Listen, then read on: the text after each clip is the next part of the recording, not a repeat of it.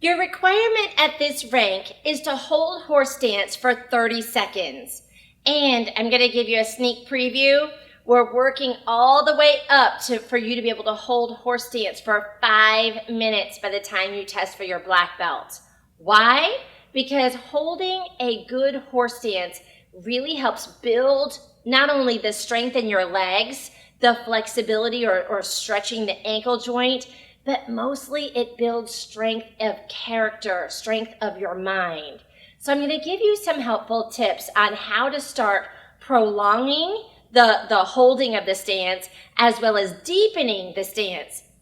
So again, just a reminder, if you can't remember where that exact point is, you find your spot by going out, out, out, and then parallel. This should be the width of your horse stance. Now, a couple things that you can do. You've got to go 30 seconds, all right? So you want to practice doing your horse stance as long as you can, as low as you can, and then you can actually straighten up through it. So this would be kind of a squatting motion. But really where the magic begins is just in holding the stance.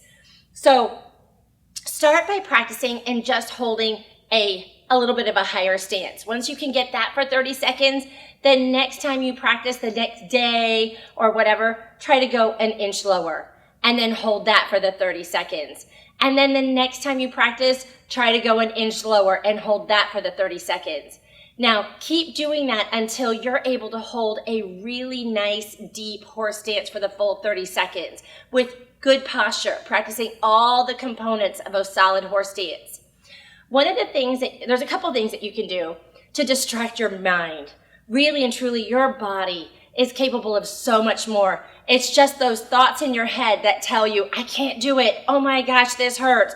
Oh, my legs are going to fall off, right? It's all that conversation in your head that really limits what your body's capable of doing. So what we want to do is distract the mind so that you, number one, don't have those thoughts. And number two, when they arise, you ignore them, okay? So one of the things that we can do is actually just practice our punches. Practice the blocks that we've been learning, okay? So do something with the upper body so you have the experience of doing something active versus just holding. Another thing that you can do is focus on the different muscles in the legs. So you're not going to be able to see this, okay? You're just going to have to work with me.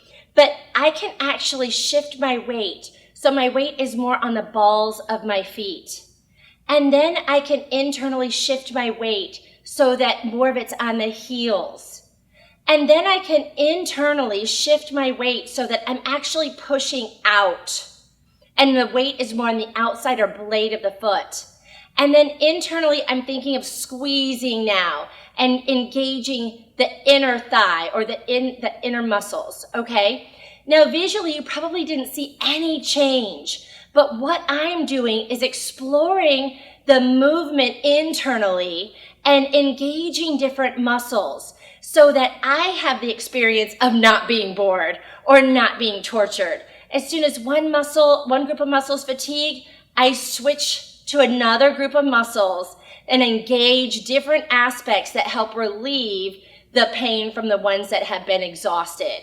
Okay, so play around with this and really start enjoying and acknowledging yourself for the strength of character that you're demonstrating by embarking on this journey and the strength that you're building in your body as you do it. So that concludes our lesson on horse stance tips. I can't wait to see your certification videos. Thank you for watching. Enjoy your training.